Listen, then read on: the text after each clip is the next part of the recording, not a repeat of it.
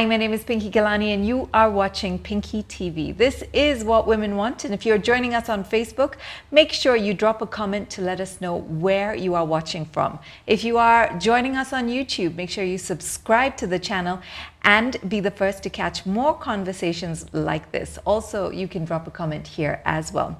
On this show, we have conversations with people about hope, resilience, and excellence. We aim to inspire you to find out who you are by internalizing the discussion that we have here to make you discover yourself further. How?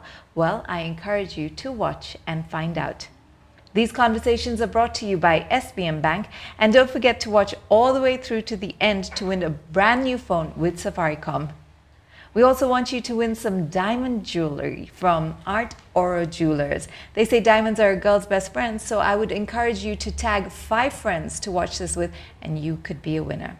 Speaking of winning, my next guest has a knack for doing just that. Phyllis Mwangi coordinates among women-owned businesses to ensure that Kenya contributes its share in the 4 major sectors with she trades in the Commonwealth. She has won numerous accolades, including the most influential Young Kenyan Award and the recipient of the first ever Goldman Sachs Rising Star Award, which was presented by Lloyd Bank Fien and Warren Buffett. She has been featured in Fortune magazine for the same. She is a mom of 3 and seems to have fun whenever she is kicking ass. Phyllis holds a bachelor in business management, and through her company Edge Consult, she has worked with UNICEF, USAID, Unga Group, and Twiga Chemicals, to name a few.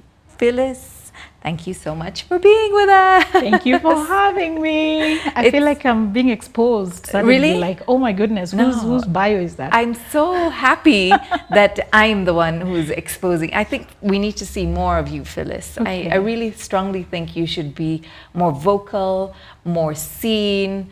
We need more people like you to sort of inspire and encourage us. I think there's time for everything. Yeah. So for me, it's true. I've made a deliberate effort to really be like a submarine.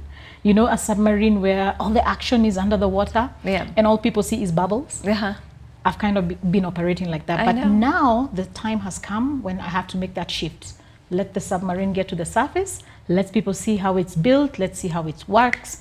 Let's have some real life lessons. I completely agree. I mean, I just read a smidgen of your bio. You have done so much, you've accomplished so much. And yeah, I think people need to know who Phyllis Mwangi is. Thank you. Honestly. Thank you. Thank you for fishing me out. Yay. I want to go back to your childhood. And maybe you can tell us a little bit about your upbringing and one memory that you have carried with you until today, which has made you the person you are today. Wow. I have so many memories of my childhood. Some great, some good, some not so good. And I guess that's the story of everyone. But let me talk about the great memories that I have now. We never used to have television in our home. We never had until a certain age.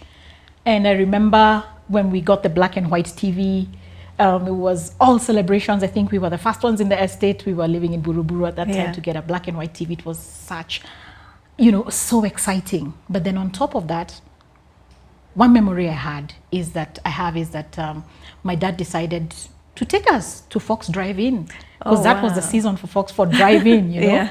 And we were 4 of us. I have my sister, my elder brother, then my other brother, and then I'm the last born. Okay. And with dad and mom, and I was so exhilarated. Like, I don't know what that feeling was. I felt it very few times in my life, but it was a very exciting. It's like going to some heavenly place. And we watched the movie Bambi. And I loved the experience, but my biggest question was, why does there always have to be a sad thing for a story to be really great? Because what happened after that is I really love animals. I grew up always with 7 cats in my bedroom. Wow. And yeah, 7 cats, I don't know. They always were 7. Either we gave them away, but they were always 7 and they used to give birth in my room. Can you imagine?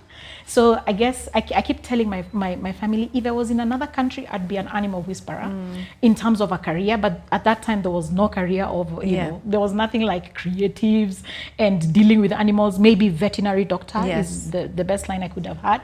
But yeah, I grew up with lots of cats. But so Bambi had a major effect on me because the mother of Bambi died. And I thought, oh no, can't you just have a good story in this life without, you know, sickness, challenge, disease? Can't you just flow with a good story and make us all happy and happily ever after? And I think that for me had a major impact, that I began to understand the construct of life, that there are ups, there are downs, there are, you know, there are moments of happiness, and then there are moments when you have to deal with something really, really sometimes not so good. But I guess that's life. So earlier on, I'm a very happy personality. I'm a very outspoken personality, and except not outspoken in my small circles. But somebody once told me, you know, those kind of personalities, when they get excited, they're very excited. But when they hit rock bottom, they really hit it hard, you know? But for me, it never really happened that I really, really hit it hard rock bottom. I guess maybe because of that movie, it was an introduction to, for me, it was my first introduction to the concept of death, the concept of losing a loved one. And so I somehow, yes, have my ups and downs, but not really, you know, as my friends say, the rock bottom kind of personality. And so I'm grateful to God. I, you know, totally realize that God is in control of my life, and I have some level of control, but ultimately He's the, you know, master puppet, always setting the stage for me through my life's challenges. And every time I need to go to a higher place, I have to get into a new battlefield. So it's never that easy. You might lose a limb, you might lose a friend, you might lose a few things here and there, but the way I've understood really young in life that this is the construct of life. For you to get to the next level, just like a game, you've got to beat up that, you know, you've got to go through some grueling, you know, to get to the next level. Yeah. So like now we're talking about you beginning to, you know, interview me, expose me. It's a new level for me, you know. It's tough. I've always wanted to be in a cocoon, work like a submarine, as I said earlier. But here we are, going deep and asking myself these questions and exposing them so that you know, people, girls, women, men, SMEs, businesses, corporates can really learn from what I am. It's amazing that you were able to take that from the, I mean, I watched Bambi as well, and it was, of course, heartbreaking. But for you to be able to understand that at such a young age, I think that is the reason you are who you are, that you were able to say, okay, yes, there's ups and downs, and indeed there are. And it's interesting that immediately after that, one of my cats, I wouldn't say the name because it's a human's name. One of my favorite cats, okay, I didn't have favorites, I used to try and really balance, but one of my cats died after that. And it's like Bambi was the introduction, and then I lost a cat, and between me and my brother who follows me, let me tell you, we cried for 3 days. Okay, I cried for 3 days. I cried for 3 days. It was heart-wrenching. I could not explain the pain. You know, sounds like a small thing, but now today when I look back, I realize, whoo, learned the entire process of life, that yes, the cat can give birth, but you know, losing you know, anything is very painful, and especially you know, a loved one. I resonate. I'm an animal lover, so I completely hear you and feel you. What was your relationship with your mom like, and do you see yourself becoming like your mom? Wow, so interesting. I think, first of all, let's just say, when people see me and my mom, they say, oh, copyright. Really? Copy and paste. Same. And it also has happened between me and my daughter. Like, really? How does God do these things? How do you just get a living, breathing copyright of yourself? So that's God. But I said earlier that I'm the last born. So, and there's a gap of 8 years between my big sister and the other kids and then me. And I feel that the relationship with my mom, I was probably fairly, I don't know if there's anything like, by the time you get our fourth born, You're tired of beating.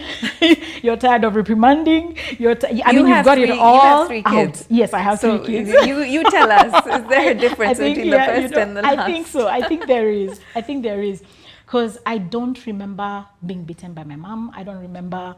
I remember my mom is a nurse. She worked at Mwangi most of her life. Okay. She's a midwife and loved her job. Was very present mom at home.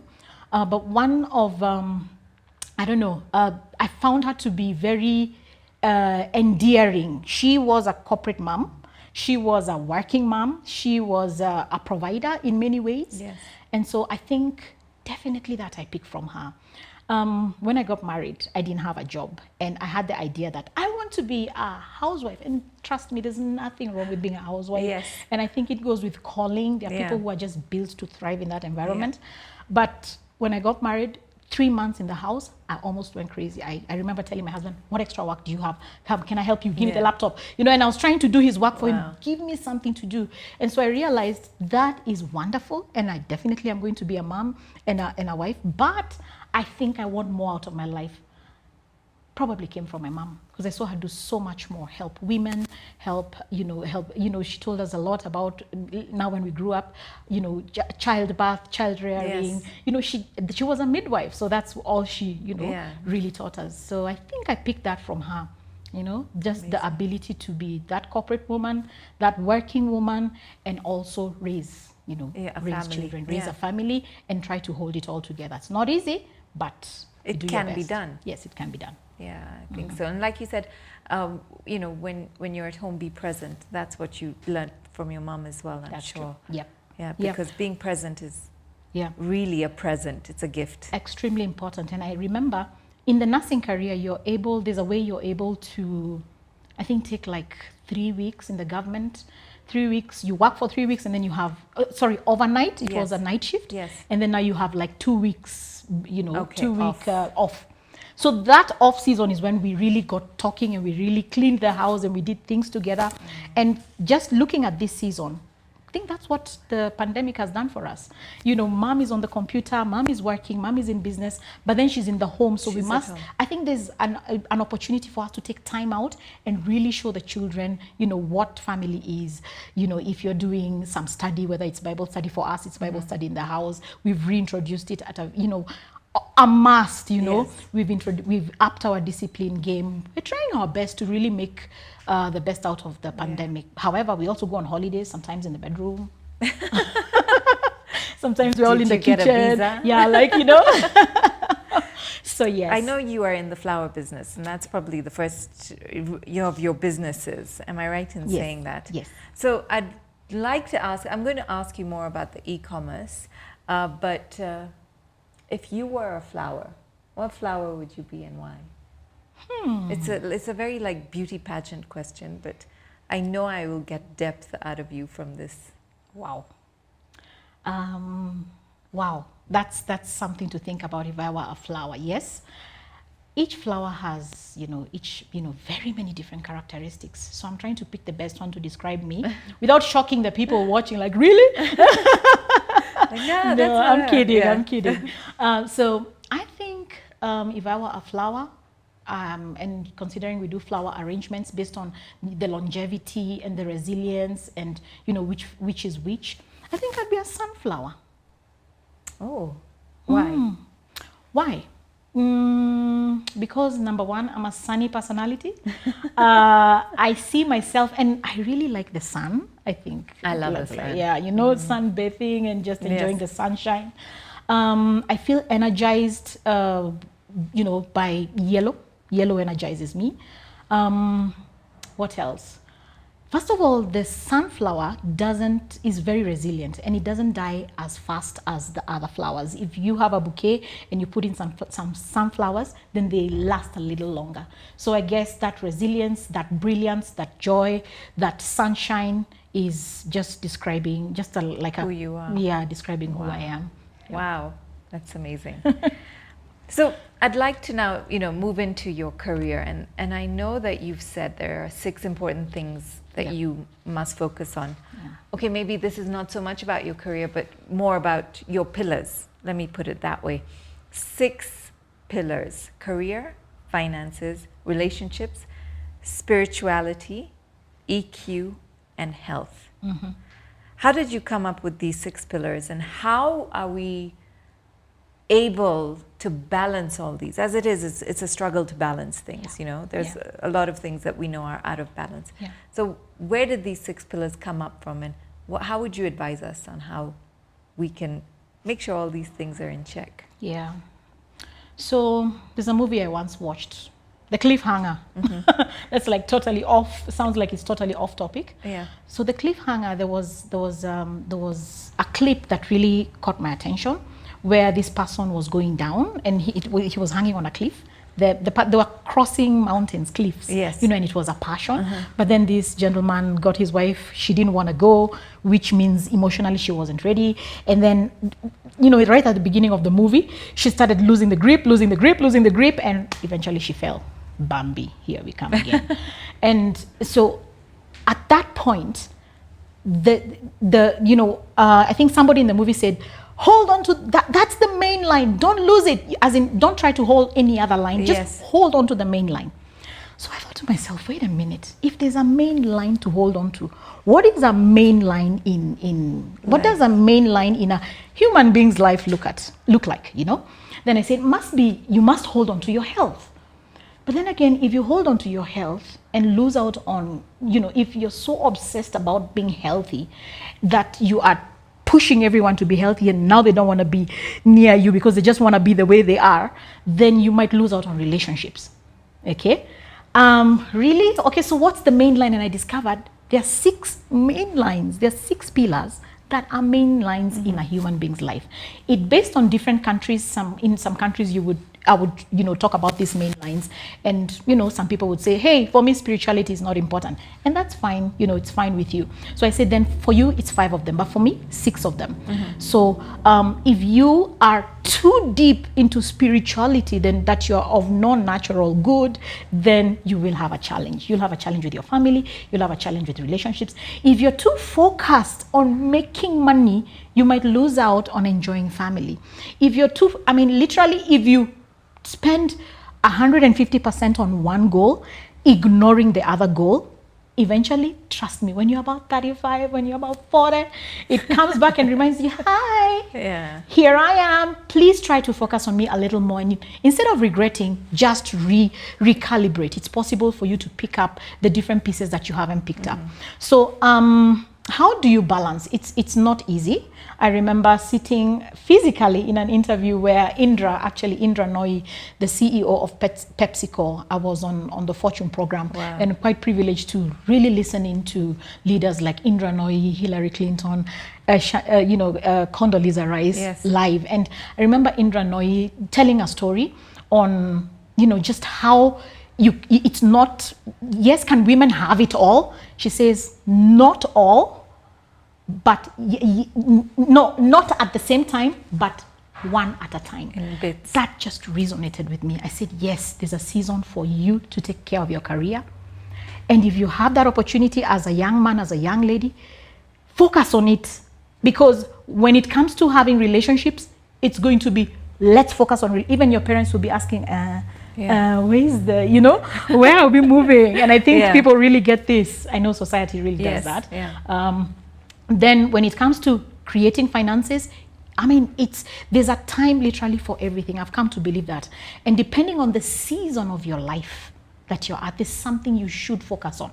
And like Indra Nooyi said, you can't have it all one at a time, piecemeal by piecemeal. But by the time you begin to get after 40, is when I think these pieces of the puzzle just begin to fall together. I'm not saying that you can't have it all at 23. You can, based on your space in life and based on your purpose in life, who you are and what you resonate with. So at 23, live all you can live. But perhaps you might not want to stress out too much on finances, you know. You want to live life, you know, there's so much you can do without money. There's so much you can do. But then again, there are people who their gift in life is business. So maybe at 23, the main thing for them that's working, they're making hundreds of billions. And, you know, but then again, if that's you, make sure you don't lose out on the other. the other elements of life. So it's an intricate juggle. Just make sure. What we do as an exercise is we say on a scale of 1 to 10, actually 1 to 9. Because if you're at 0, you're dead. If you're at 10, you're dead. Means there's no space to improve. Yeah. So on a scale of 1 to 9, or if you want to give it, make it a larger scale, on a scale of 0 to 99, of 1 to 99, ask yourself, how am I doing honestly in my health? What are some of the goals? We've had a pandemic, and I remember telling a group of women, so the first lockdown was 21 days. It takes 21 days to form a habit. Yes. What did you do with those first 21 days? And probably most of us, I was fearful, I was stressed, I was trying to figure out how to create a home working space. There's so many things, turmoil in that 21 days. Then we were given another 21 days. Surely you can't continue with the same system, because it takes 21 days to form a habit. Yeah. So the habit we formed in the beginning, not it was it's pandemonium and hectic, But the second 21 days, what did you do? So measure yourself. The third 21 day, you're now creating a habit. Yeah. You're getting used to, is it oversleeping? And there's a lot that has gone on during this pandemic. Yes. And the more reason why we need to look at, on a scale of 1 to 99, how am I doing in my health? Am I getting more oxygen? Am I getting sunshine? Can I take walks, in a safe space? In terms of my finances, wow, this is a difficult discussion, Finances have dwindled. Very few people are left with, some really substantial amount of cash to spend. But how can I be creative? How can I reduce in terms of maybe the amount of shopping I used to do? How can I, adapt more eco, just go back to the soil, go back to a wooden toothbrush, if, to that extent. Yeah. What are some of the things you can do with your finances? If they're not there, guess what? Money is not really everything, but there's a way we can begin to create income, not necessarily just an income out of this pandemic. Yeah. If I look at spirituality, that has been critical for me and for many people. Spirituality, who am I? What did I come to do? How can I, begin to address the things that really mean something to me? Earlier on, I was talking to you about, I have scripted books, very many books, like many topics I've scripted, but it never has really come together as a book for me. It has never come together. But during this pandemic, I had a chance to sit and try to categorize, if this was a book, where would this fit? Yeah. So I used my, third 21 days to really think on, if I have a goal to release a book within, the next year, what would that book look like? And I began to take pieces. It has everything. It actually has the 6 areas of life. Yeah. And, initially everything was mangled up together, but now I can see there's a strand that's coming. Right. And I think it has a lot to do with women for me. It has a lot to do with the girl child. It has a lot to do with women. Doesn't mean that the man is not center stage. No, the man is, it's been a man's world, trust me. And usually when I talk to people, I say, it's not that the world woke up and said, we're not going to give women a chance. Yeah. And we're not going to give women business. Nobody literally said that to anyone. But traditionally, it's a man's world. But between 2020 and 2030, I see like there's a huge opportunity, great effective opportunity for women to jump in. And it's not even been pushed by an individual. Yes. It's a combination of many things. The moment has come.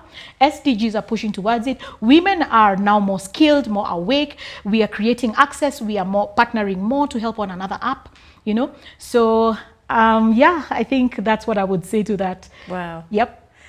EQ was one of the things that really interested in me in your 6 pillars, because we don't really consider our emotions or our emotional intelligence, our mental health, etc. It's important. It's imperative, right, to check in. Very, very imperative. So EQ is a whole, it's like a science by itself. I wouldn't even say 3 days is enough. EQ is a science by itself, and I'm so privileged to have learned about EQ when I was young, probably in my 20s, 30s. I really did a lot of work in neuro-linguistic programming, understanding how the human brain works, understanding how the woman brain works, how the male brain works, how the female brain works, how the male brain works, why there are so many clashes in whether relationships, in the corporate world, in marriage. And so I consider myself highly privileged to have understood how people think the way they think. Yes. And originally, my original innate skill is selling. So I'm a salesperson at the core. Right. Okay. So yes, today I do, many things, but at the core, I put myself in the shoes of another person. And this is a technique you learn, when you're doing, a brain study. Yes. Put your shoes put yourself in the shoes of yeah. another person, and not literally wear them, although I'd love to be wearing your shoes. Sure. Yeah, not literally, yes, but if you're trying to sell something, or if you're trying to promote a product, if you're trying to promote a project, an idea, what the idea of just jumping at people with products and services, and we can do this for you, and we can do that, never works. Because at the end of the day, a brand is not necessarily a position on the shelf of a supermarket. It's a position in the mind of a human being. Yeah. It's a position in the mind of a human being. So once I understood what are the components of EQ, emotional intelligence, the first thing is, what do you tell yourself? Oh, I can't. Oh, it's overwhelming. Oh, I'm a woman. Negative incantations. I can't do. There's no woman in this space. That's but then you can change it to, there is no woman, therefore I'll be the first one. Yeah. I can do this. And that incantation is a critical pillar of emotional intelligence. What do you tell yourself in the morning? Scrap, I'm late. Yeah. Already you've set your life on another path for that day, and you wonder, how then did you get hit by a matatu in the middle of the day? How then did the boss pick on you that day? How then did you have a fight with it just spirals into something. And this is very important for you to know. The chances are high you're creating all that pandemonium because you started off your day in panic, in negativity. Scrap, I'm late. What a lousy day it is. Gone. It'll be lousy. All right?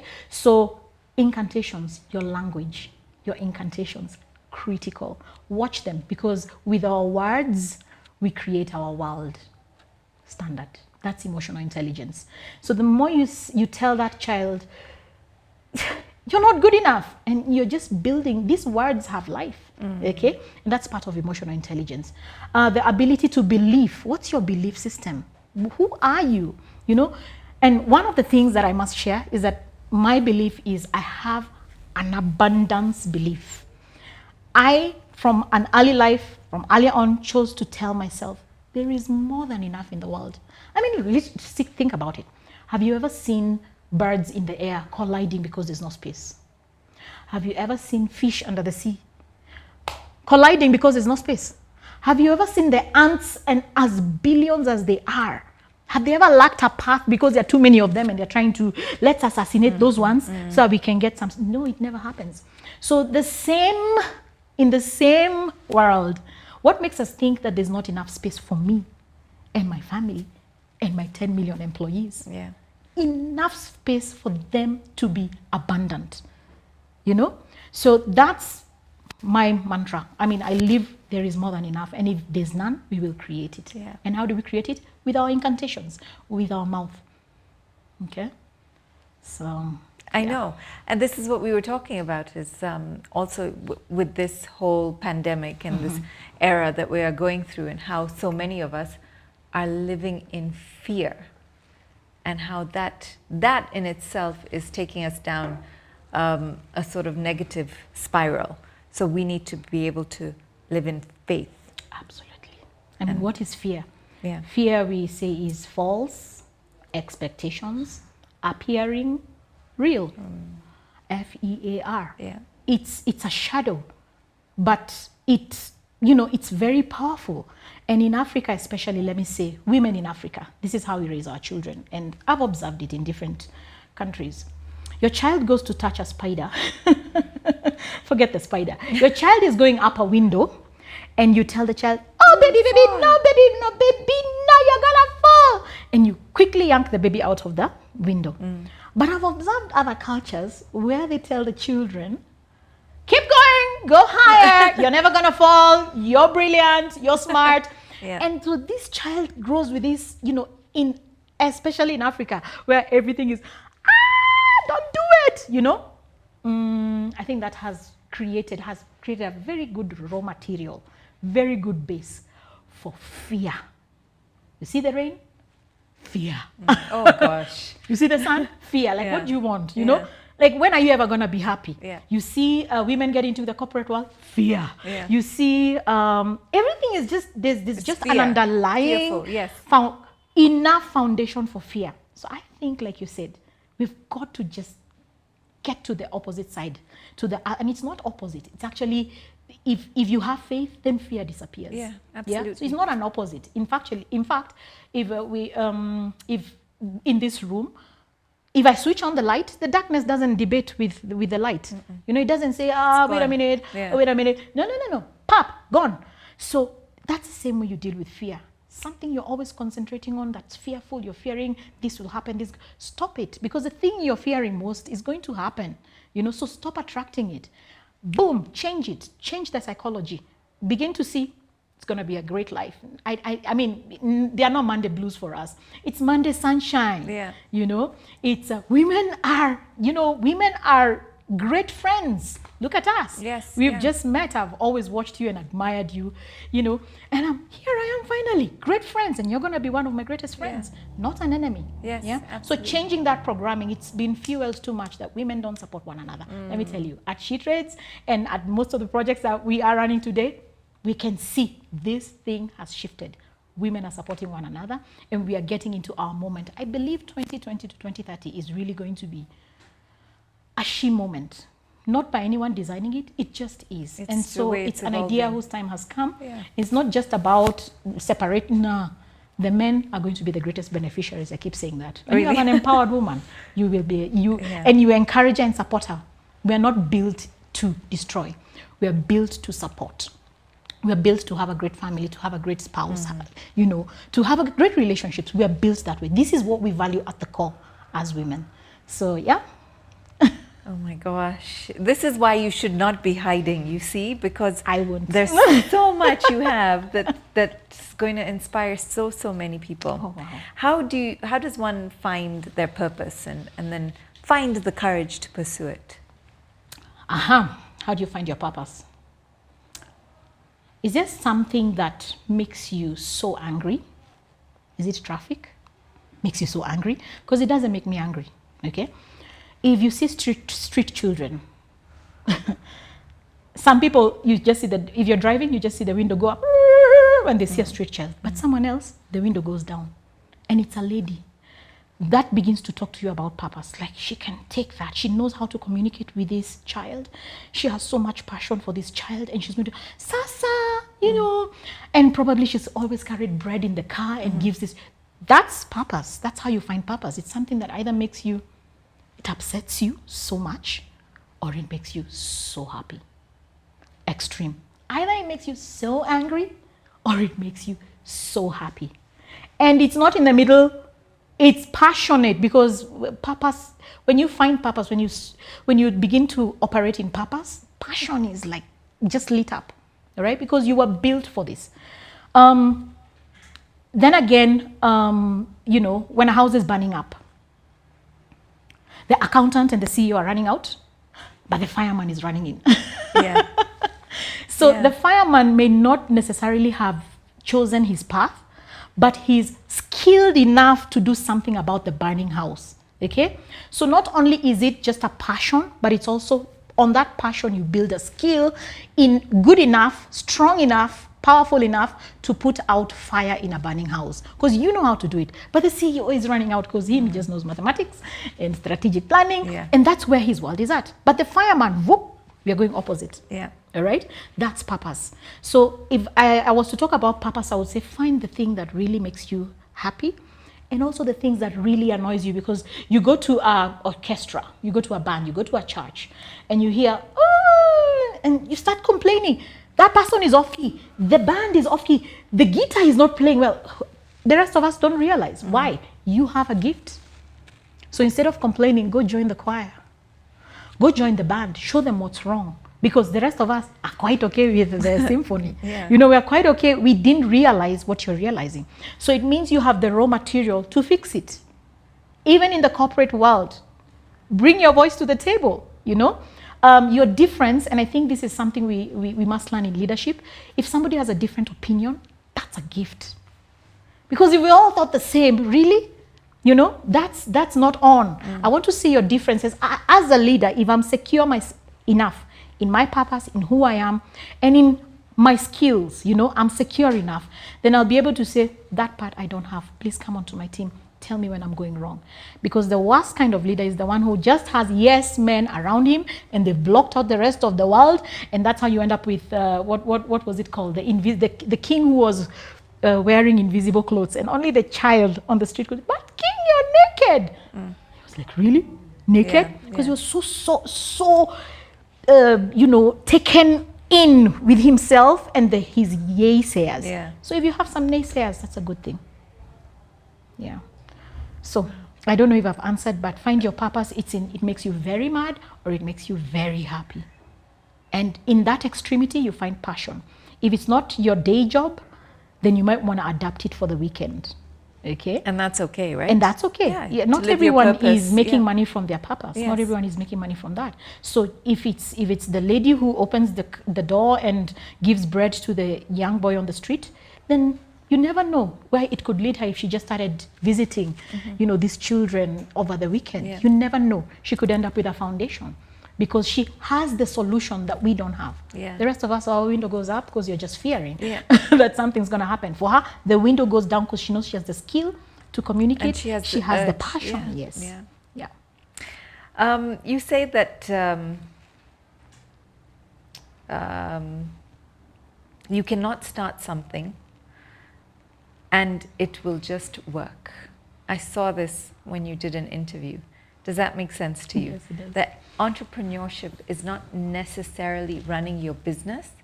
Entrepreneurship is a spirit. I just want you to talk us through that. Wow.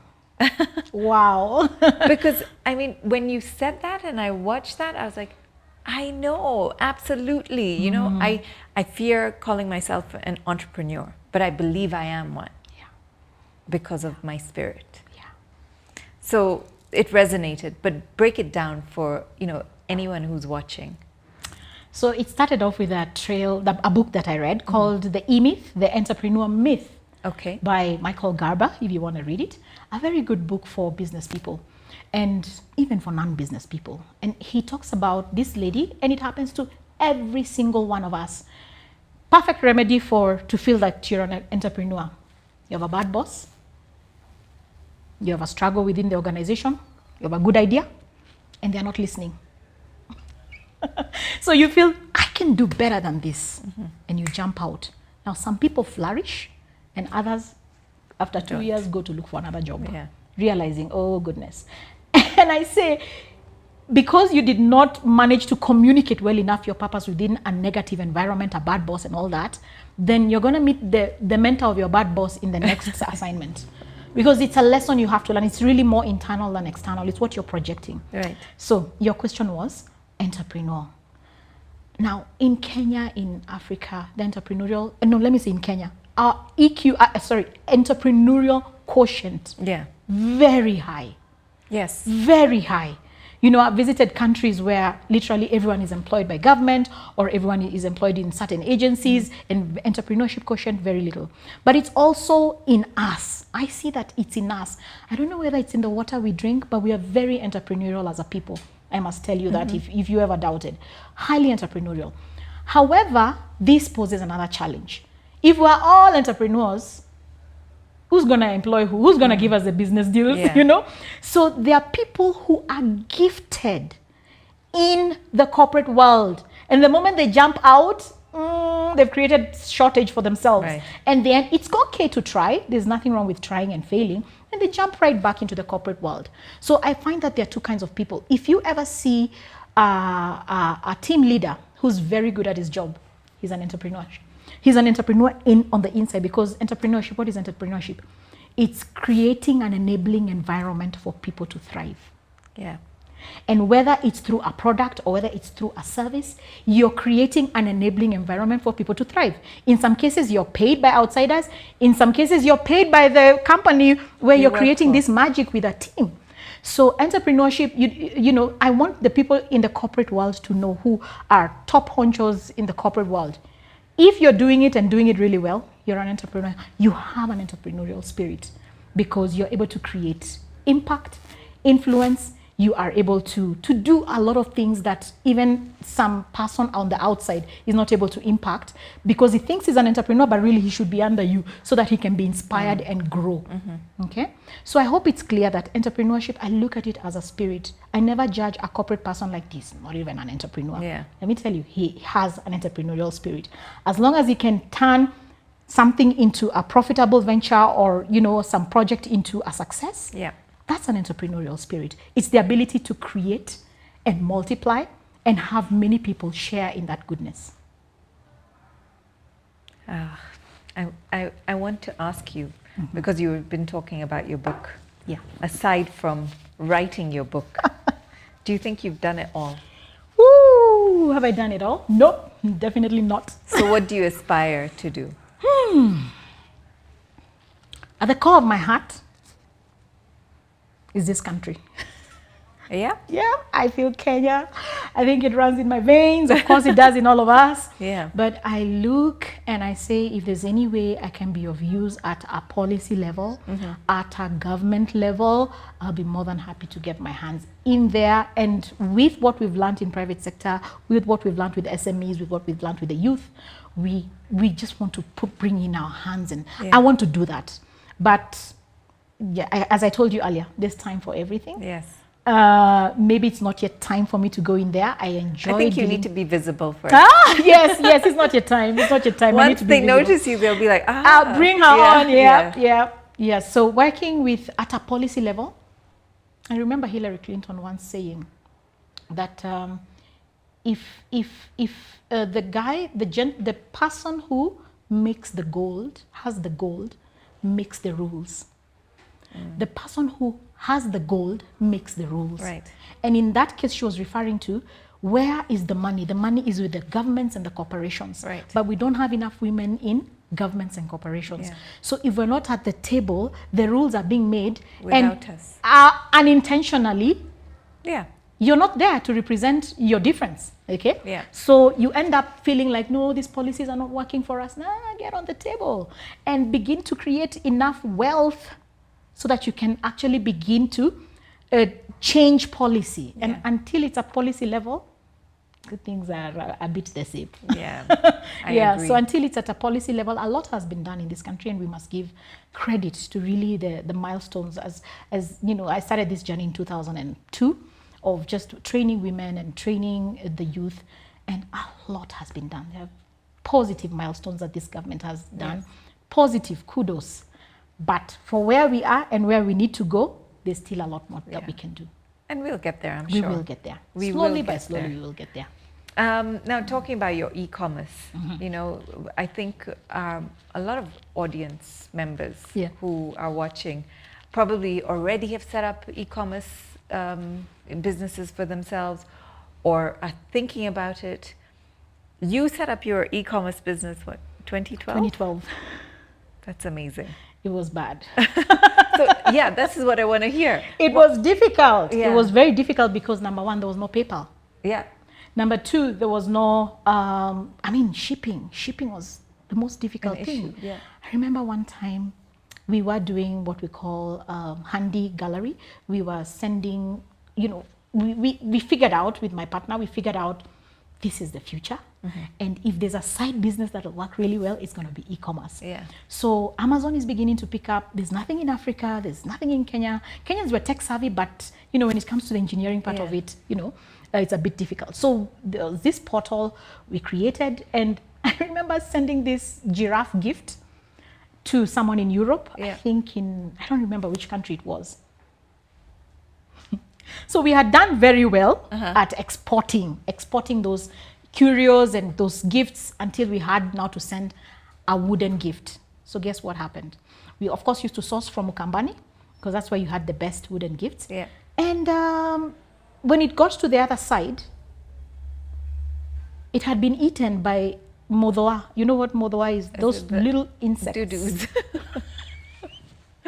Wow, really? We were almost out of business overnight. because that lady was so angry, had to call government officials to come in, because you see, it's a doo-doo in another country. Oh, It could be an intro. You know when you travel, they already tell you carrying insects. Yes. So it had already found its way to another country, and here we are the perpetrators of this doo-doo thing.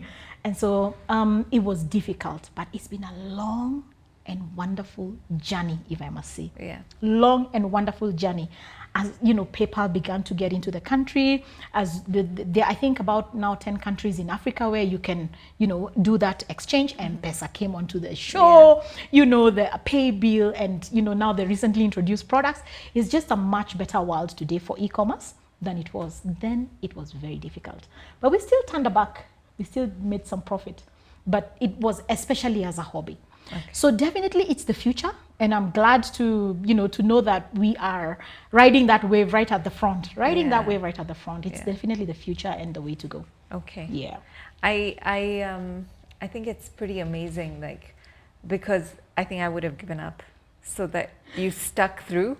That's powerful. I remember having to take a flight to the US. I stayed with my friend Ruth, and I told her, the first time PayPal came into the scene, we had people ordering the flowers to deliver within Nairobi, but there was no way to bring the money out of PayPal. Yeah. Can you imagine? So we had to go and open a bank account in the US.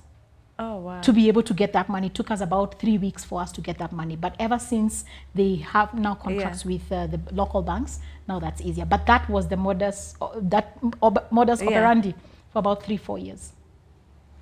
But it's a passion, as we said. I really think that you definitely need to be more out there. People need to know this story more. And honestly, it's just been such a joy talking to you. Yeah. Thank you so much. Thank you for having me. And this submarine is halfway out of the water. And we're going to watch this space. I want to say thank you so much for watching. These conversations are brought to you by SBM Bank. SBM Bank is leading the way when it comes to diversity and inclusion.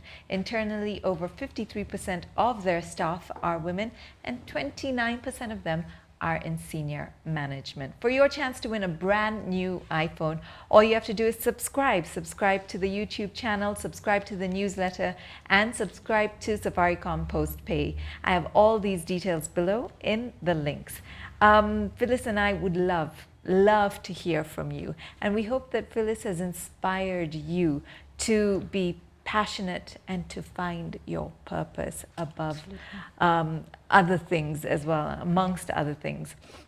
Thank you so much, Phyllis. Thank you for being here this afternoon, and thank you for sharing so many insights, so many great things. Write that book. There'll be a long queue to buy it.